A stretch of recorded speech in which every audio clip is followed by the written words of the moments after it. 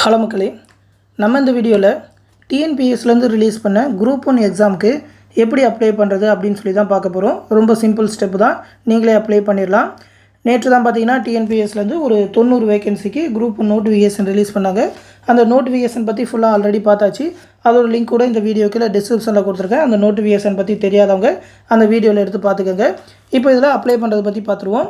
டிஎன்பிஎஸ்சில் எந்த ஒரு எக்ஸாமுக்குமே அப்ளை பண்ணுறதுக்கு முன்னாடி ஒன் டைம் ரெஜிஸ்ட்ரேஷன், அதாவது ஓடிஆர்னு சொல்லுவாங்க, ஒரு தடவை நிரந்தர பதிவு அப்படின்னு சொல்லி.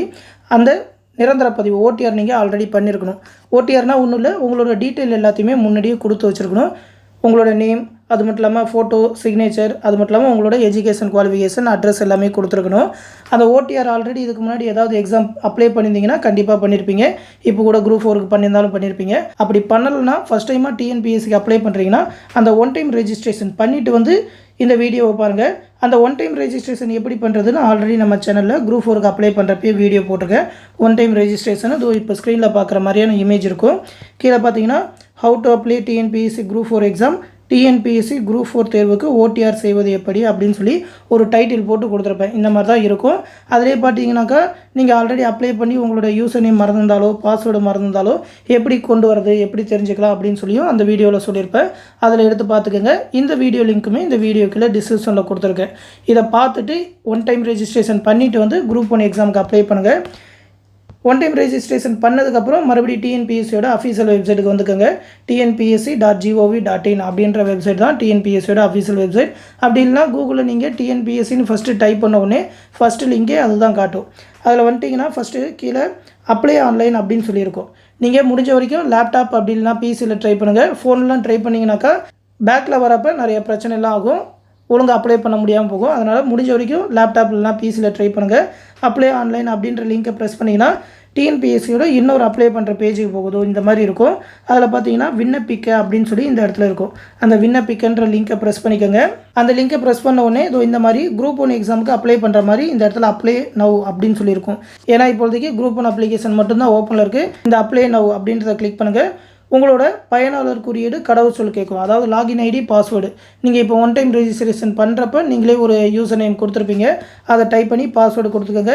இந்த கேப்சால ஏதாவது ஒரு நம்பர் கால்குலேட் பண்ணி கொடுக்குற மாதிரி இருக்கும். இப்போ 28 + 4னாக்கா 32 இங்கே டைப் பண்ணிவிட்டு சம்மர்பி அப்படின்னு சொல்லி கொடுத்துட்டிங்கன்னா உள்ளே போயிடும். உள்ளே போனால் உங்களோட அப்ளிகேஷன் ஸ்டேட்டஸ் காட்டும். அதாவது நீங்கள் இதுக்கு முன்னாடி என்னென்ன எக்ஸாம்க்கெலாம் அப்ளை பண்ணியிருந்தீங்க அப்படின்னு சொல்லி அதோட டீட்டெயில் எல்லாமே வரும். அதிலே அப்படியே ஸ்க்ரோல் பண்ணி கீழே வந்தீங்கன்னாக்கா combine civil service examination group 1 services click here to அப்ளைன்னு சொல்லியிருக்கும் க்ரீன் கலரில். இந்த கிளிக் ஹியரை ப்ரெஸ் பண்ணிக்கோங்க. குரூப் 1க்கு அப்ளை பண்ணுற பேஜுக்கு போயிடுவீங்க. இதுதான் குரூப் 1க்கு அப்ளை பண்ணுற பேஜ். ஒரு 10 ஸ்டெப்பு அப்ளை பண்ணுற மாதிரி இருக்கும். ஓகேவா? இந்த 10 ஸ்டெப்புமே ஃபில் பண்ணால் தான் உங்களோட குரூப் 1 அப்ளிகேஷன் ஃபில் ஆகும். ஒரு ஸ்டெப்பாக ஃபில் பண்ணிக்கிட்டே வர வேண்டியதான். ஃபஸ்ட் அந்த ரெக்கமெண்ட் டீட்டெயில் அதுக்குள்ளே வந்தீங்கன்னாக்கா இந்த மாதிரியான அப்ளிகேஷன் அந்த நோட்டிஃபிகேஷன் எல்லாமே காட்டும். அது எல்லாத்தையுமே பார்த்துக்கோங்க. ஆல்ரெடி பார்த்துட்டோம். இந்த இடத்துல ஒரு செக் பாக்ஸ் இருக்கும். இந்த செக் பாக்ஸை டிக் பண்ணிவிட்டு சேவ் அண்ட் கண்டினியூ அப்படின்னு சொல்லி கொடுத்துக்கோங்க. முதல் ஸ்டெப் ஓவர். அடுத்து ரெண்டாவதில் பார்த்தீங்கன்னா உங்களோட ஃபோட்டோ அண்ட் சிக்னேச்சர் கொடுக்கணும். ஃபோட்டோ ஒரு 40லேருந்து 50 கேபிக்குள்ளே ஜேபிஜி ஃபார்மெட்டில் இருக்கிற மாதிரி ரெடி பண்ணிக்கோங்க. ஃபோட்டோவோட பேக்ரவுண்ட் ஒயிட் கலரில் இருக்கிற மாதிரி பார்த்துக்கோங்க. ஃபோட்டோவில் கீழே உங்களோட நேம், உங்களோட 10th மார்க் ஷீட்டில் இருக்கிற மாதிரி நேம் டைப் பண்ணிவிட்டு என்றைக்கு ஃபோட்டோ எடுத்தீங்களோ அந்த டேட்டை போட்டுக்கோங்க. பழைய ஃபோட்டோவாக இருந்தாலும் இப்போ நோட்டிஃபிகேஷன் வந்ததுக்கப்புறம், அதாவது இன்னைய டேட்லேருந்து நோட்டிஃபிகேஷன் முடியறதுக்குள்ளே ஏதாவது ஒரு டேட்டை போட்டுக்கோங்க, நீங்கள் அப்ளை பண்ணுறதுக்கு முன்னாடி இருக்கிற மாதிரி. இதுலேயும் பார்த்தீங்கன்னாக்கா என்றைக்கு ஃபோட்டோ எடுத்தீங்களோ, அதாவது ஃபோட்டோவில் என்ன டேட் போட்டிருக்கீங்களோ அந்த டேட்டை இங்கே டைப் பண்ணிக்கோங்க. டைப் பண்ணிவிட்டு சேவ் ஃபோட்டோ அப்படின்னு சொல்லி கொடுத்துக்கோங்க. அடுத்து பார்த்தீங்கன்னா சிக்னேச்சர் பார்த்தீங்கன்னாக்கா ஒரு 10லேருந்து 20 கேபிக்குள்ளே, ஒரு 30 கேபி வரைக்கும் கூட போகலாம். ஜேபிஜி ஃபார்மெட்டில் இருக்கிற மாதிரி ப்ளூ கலர் அப்படின்னா பிளாக் கலர் பால் பாயிண்ட் பெனில் எழுதுன மாதிரி அப்லோட் பண்ணிக்கோங்க. அதுவும் பார்த்தீங்கன்னா ஒயிட் பேப்பரில் இருக்கிற மாதிரி பார்த்துக்கோங்க. அதை அப்லோட் பண்ணிவிட்டு சேவ் சிக்னேச்சர் அப்படின்னு சொல்லி கொடுத்தீங்கன்னா ஃபோட்டோவும் சிக்னேச்சரும் சேவ் ஆகிரும்.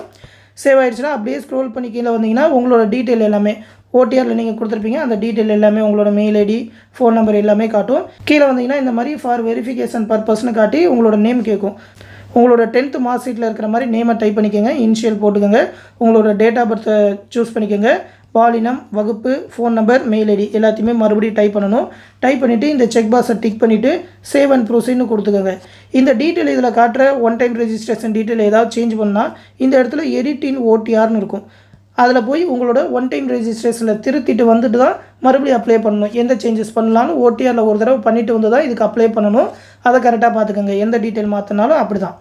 அடுத்து உங்களோட 3ஆவது ஸ்டெப்பில் பார்த்தீங்கன்னா உங்களோட அட்ரஸ் டீட்டெயில் எல்லாமே அதுவே ஷோ பண்ணும். நீங்கள் ஓடிஆரில் கொடுத்துருப்பீங்க.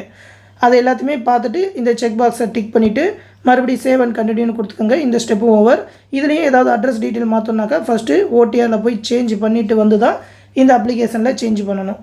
அடுத்து உங்களோட ஸ்பெஷல் கேட்டகரி காட்டும். அதாவது நீங்கள் மாற்றுத்திறனாளியா இல்லைனா ஏதாவது தமிழ் எக்ஸாம்லேருந்து விலக்கு கேட்குறீங்களா, எக்ஸ் சர்வீஸ் வேணாம் அப்படின்னு சொல்லி கேட்கும். எஸ்னா எஸ் கொடுங்க, நோனா நோ கொடுத்துக்கோங்க. இந்த இடத்துல செலக்டை சூஸ் பண்ணி எஸ் கொடுத்தீங்கனாக்கா என்ன டீட்டெயில் அப்படின்னு சொல்லி கொடுக்கணும். மாற்றுத்திறனாளினா உங்களுக்கு எந்த விதமான டிசேபிலிட்டி இருக்குது அப்படின்னு சொல்லி டீட்டெயில் கொடுக்கணும். எக்ஸ் சர்வீஸ் மேனுக்கு எஸ் கொடுத்தீங்கன்னா எவ்வளோ நாள் சர்வீஸில் இருந்தீங்க அந்த டீட்டெயிலாம் கொடுக்கணும். நோ கொடுத்தீங்கன்னா ஒரு பிரச்சனை இல்லை, நோ கொடுத்துட்டு போயிடலாம். குரூப் ஒன்றுக்கு இதெல்லாம் கம்பல்சரி இல்லை. ஆனால் எக்ஸ் சர்வீஸ் மேன் கொடுத்தீங்கன்னா ரிசர்வேஷன் கிடைக்கும் நீங்கள் எக்ஸ் சர்வீஸ் மேனாக இருந்தீங்கன்னா. அதெல்லாம் பண்ணிவிட்டு இந்த செக் பாக்ஸை டிக் பண்ணிவிட்டு இந்த இடத்துல சேவ் அண்ட் கண்டினியூன்னு இருக்கும். அதை டிக் பண்ணிக்கோங்க. அடுத்த ஸ்டெப்புக்கு வந்துடுவீங்க. அடுத்த ஸ்டெப்பில் பார்த்தீங்கன்னா இன்னும் டீட்டெயில் உங்களை பற்றிலாம் கேட்கும். அதாவது நீங்கள் அரசு பணியாளராக, ஆல்ரெடி ஏதாவது கவர்மெண்ட் எம்ப்ளாயா, இல்லை எம்ப்ளாயாக இருந்து வேலையை விட்டு நின்றுட்டிங்களா, எக்ஸாம் இந்த டிஎன்பிஎஸ்சி எக்ஸாம்லேருந்து ஆல்ரெடி ஏதாவது தகுதியின்மை பண்ணியிருக்காங்களா, உங்களை கேன்சல் பண்ணியிருக்காங்களா அப்படின்லாம் கேட்கும். எஸ்னா எஸ் கொடுத்தீங்கன்னா அதோட டீட்டெயில் எல்லாமே கொடுக்கணும். எல்லாத்துக்குமே நோ கொடுத்துக்கோங்க. இதனால் வர உங்கள் மேலே ஏதாவது வழக்கு பதிஞ்சிருக்காங்களா, போலீஸ் கேஸ் ஏதாவது இருக்கான்னு கேட்கும். நோ கொடுத்துக்கோங்க. எஸ் கொடுத்தீங்கன்னா அதோட டீட்டெயில் எல்லாமே கொடுக்குற மாதிரி இருக்கும். நிர்ணயிக்கப்பட்ட உடல் தகுதி பெற்றிருக்கீங்களான்னு கேட்கும். இதுக்கு எஸ் கொடுக்கணும். அதே மாதிரி பார்வை தரத்தை தேர்வு செய்யவும் இருக்கும். இதில் வந்து விஷன் ஸ்டாண்டர்ட் 1 அப்படின்னு சொல்லி செலக்ட் பண்ணிக்கோங்க. ஸ்டாண்டர்ட் 1, ஸ்டாண்டர்ட் 2, ஸ்டாண்டர்ட் 3ன்னு இருக்கும். நீங்கள் கண்ணாடி போடுறீங்க அப்படின்னாக்கா உங்களோட ஸ்டாண்டர்ட் என்ன அப்படின்னு சொல்லியிருப்பாங்க. அந்த ஸ்டாண்டர்டை சூஸ் பண்ணும். கண்ணாடி போடல, ஐ பவர்லாம் நல்லா இருக்குனாக்கா ஸ்டாண்டர்ட் 1ஐயே செலக்ட் பண்ணிக்கோங்க. அடுத்து ஒன்றுக்கு மேற்பட்ட துணையுடைய மனைவி, அதாவது பார்த்தீங்கன்னா 2வது மேரேஜ்லாம் பண்ணியிருக்கீங்களா அப்படின்னு சொல்லி கேட்கும். எஸ்னா எஸ் கொடுத்துக்கோங்க. எஸ் கொடுத்தா நீங்கள் எலிஜிபிள் கிடையாது. நோ அப்படின்றது தான் கொடுக்கணும். டிஎன்பிஎஸ்சிக்கு 2 மேரேஜ்லாம் பண்ணியிருக்கக்கூடாது. கொடுத்துட்டு சேவ் அண்ட் கண்டினியூன்னு கொடுத்தீங்கன்னாக்கா அடுத்த ஸ்டெப்புக்கு போயிடும். அடுத்த ஸ்டெப்பில் பார்த்தீங்கன்னாக்கா உங்களோட எஜுகேஷன் டீட்டெயிலாம் கேட்டிருக்கும். 10th 12th எல்லாமே. எஸ்எஸ்எல்சி ஆல்ரெடி நீங்கள் ஓடிஆர் பண்ணுறப்பே கொடுத்துருப்பீங்க. அது டீட்டெயில் எல்லாமே சான்றிதழ் வந்திருக்கும். எப்போது அந்த ரிசல்ட் வந்ததுன்னு டேட்டு சூஸ் பண்ணிவிட்டு தமிழில் படிச்சிருக்கீங்களா, தமிழ் ஒரு சப்ஜெக்டாக இருக்கா அப்படின்னு சொல்லி ஆமாம் இல்லையான்னு கொடுத்துக்கோங்க. நீங்கள் ஸ்டேட் போர்டில் படிச்சிருக்கீங்கனாலே தமிழ் வந்து 12th வரைக்கும் கண்டிப்பாக இருக்கும். அடுத்து 12th ஐடிஐ டீச்சர்ஸ் ட்ரைனிங் ஏதாவது முடிச்சிருக்கீங்களா, மேக்ஸிமம் 12th முடிச்சிருப்பாங்க. அப்படி இல்லை 10th ஐடிஐ டீச்சர்ஸ் ட்ரைனிங் முடிச்சிருக்கீங்கன்னா அதை சூஸ் பண்ணிவிட்டு என்ன படிச்சிருக்கீங்கன்னு சூஸ் பண்ணிவிட்டு அதோட எக்ஸாம் பாஸ் பண்ண டேட்டு, ஸ்டேட் போர்டா சிபிஎஸ்சி போர்டா, அந்த சான்றிதழ் என்ன தமிழ் அதில் ஒரு சப்ஜெக்டாக இருக்கா அப்படின்னு சொல்லி சூஸ் பண்ணிக்கோங்க. அடுத்து பார்த்தீங்கன்னாக்கா டிப்ளமோ கேட்கும். டிகிரியில் பார்த்தீங்கன்னா இந்த மாதிரியான 2 ஆப்ஷன் இருக்கும். அதாவது நீங்கள் ஆல்ரெடி டிகிரி பாஸ் பண்ணிட்டீங்களா, அப்படி இல்லைனா ஃபைனல் இயர் படித்து ரிசல்ட்டுக்காக வெயிட் பண்ணிட்டு இருக்கீங்களான்னு கேட்கும்.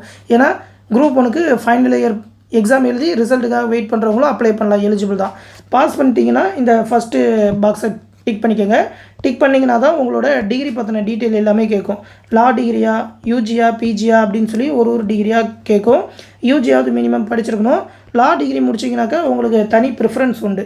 லா முடிச்சிருந்தீங்கன்னா அதை ஃபில் பண்ணுங்கள். யூஜி முடிச்சிருந்தீங்கன்னா எப்போ எக்ஸாம் பாஸ் பண்ணிங்க, என்ன டிகிரி, பிஎஸ்சியா பிஇயா அந்த மாதிரி ஆர்ட்ஸாக இன்ஜினியரிங்கான்னு சூஸ் பண்ணிவிட்டு என்ன யூனிவர்சிட்டி, அதோட சான்றிதழ் எண், மோட் ஆஃப் ஸ்டடி பார்த்தீங்கன்னாக்கா ரெகுலராக இல்லை பார்ட் டைமாக படிச்சிங்களா, அதோ இந்த மாதிரி காட்டும்.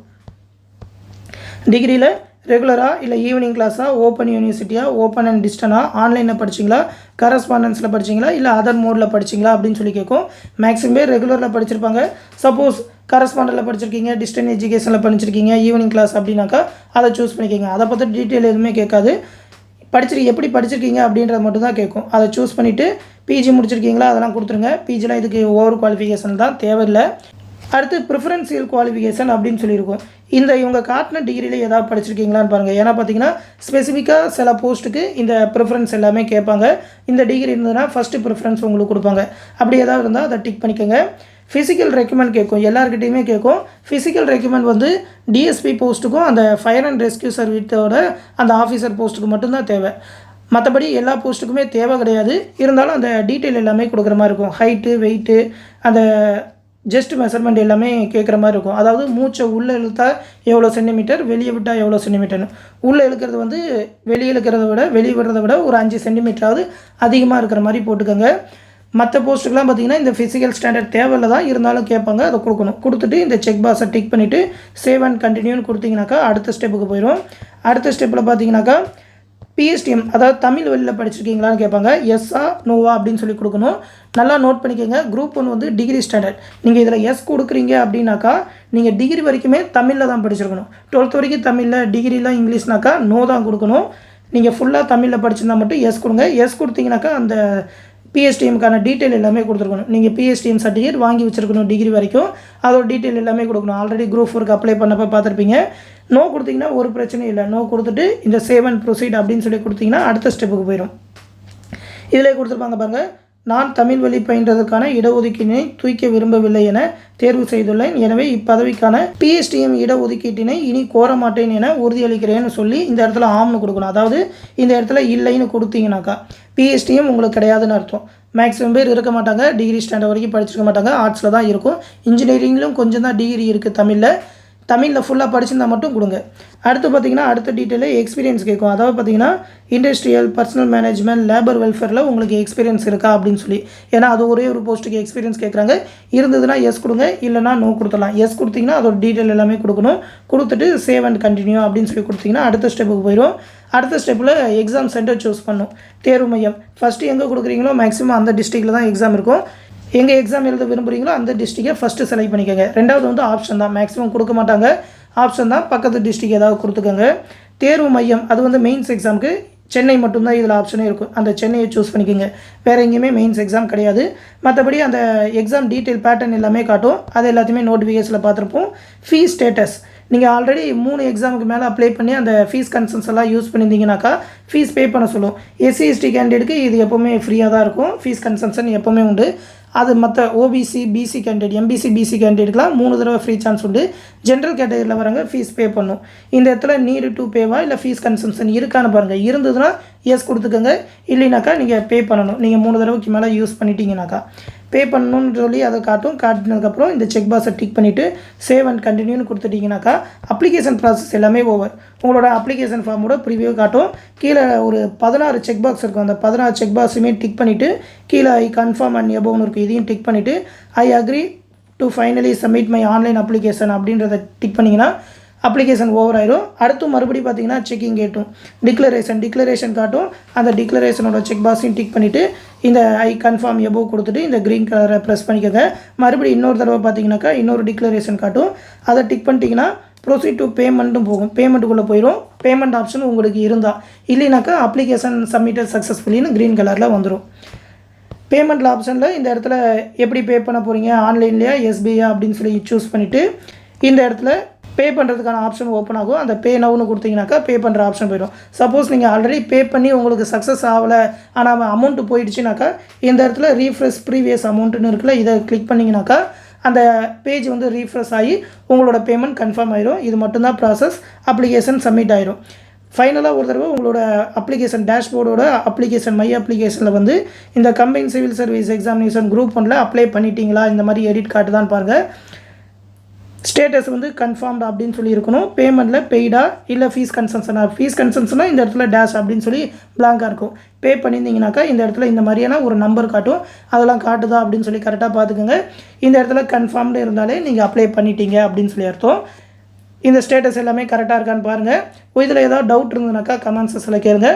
தொடர்ந்து டிஎன்பிஎஸ்சி பற்றின அப்டேட்ஸை தெரிஞ்சுக்க மறக்காமல் நம்ம சேனலையும் சப்ஸ்கிரைப் பண்ணி வச்சுக்கோங்க. மேலும் பார்த்தீங்கன்னா நம்ம சேனலில் டிஎன்பிஎஸ்சி குரூப் 4 அண்ட் விஓ எக்ஸாமுக்கான கிளாஸஸ் எல்லாமே டெலகிராம் குரூப் மூலமா கண்டக்ட் பண்ணிட்டு இருக்கோம். அதாவது மேக்ஸ் ரீசனிங்கான வீடியோ கிளாஸஸ், அது மட்டும் இல்லாமல் எல்லா சப்ஜெக்ட்டுக்குமான ஸ்டடி மெட்டீரியல், அதாவது ஒரு 30,000க்கும் மேற்பட்ட ஒன் வேர்ட் ஆன்சர்ஸோட எல்லா சப்ஜெக்ட்டுக்குமே ஸ்டடி மெட்டீரியல் ப்ரொவைட் பண்ணிடுவோம். நீங்கள் மெட்டீரியல் எதுவுமே வெளியே வாங்க தேவை இருக்காது. அது மட்டும் இல்லாமல் டெஸ்ட் சீரிஸ் ஒரு 27 தேர்வுகள் கொண்ட டெஸ்ட் சீரிஸுமே கண்டக்ட் பண்ணுவோம். எல்லா சிலபஸுமே கவர் ஆகிற மாதிரி ரிவிஷன் டெஸ்ட்டோடு இருக்கும். அது எல்லாமே அந்த பேட்சில் கொடுத்துருவோம். அந்த பேட்சில் ஜாயின் பண்ணணும்னு நினச்சிங்கனாக்கா இந்த 8903302290 அப்படின்ற வாட்ஸ்அப் நம்பருக்கு மெசேஜ் பண்ணுங்கள். கம்ப்ளீட்டாக அந்த பேட்சுக்கு பார்த்தீங்கன்னா 1500 சொல்லியிருக்கோம். ஆஃபர் ப்ரைஸ் வேணுன்றவங்க அந்த மெசேஜ்லேயே சொல்லுங்கள்.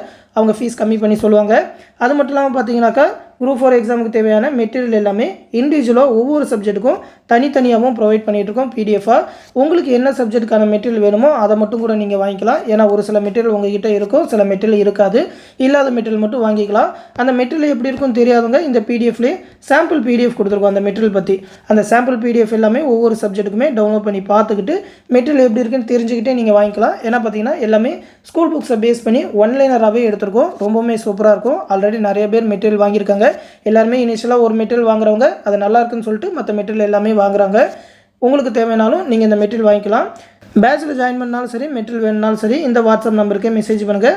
அமௌண்ட் பே பண்ணணும்னு நினைக்கிறவங்க இந்த 8903716083 அப்படின்ற கூகுள் பே அப்படி இல்லைனா ஃபோன்பே நம்பருக்கு பே பண்ணிவிட்டு அது ஒரு ஸ்க்ரீன்ஷாட் எடுத்து இந்த வாட்ஸ்அப் நம்பருக்கு சென்ட் பண்ணால் போதும். மெட்டீரியல் வேணுனாலும் வாட்ஸ்அப் மூலமாகவே அனுப்பிடுவாங்க. பேட்சில் ஜாயின் பண்ணாலும் அந்த டெலகிராம் பேட்சில் நம்மளோட அட்மின் ஜாயின் பண்ணி விட்ருவாங்க.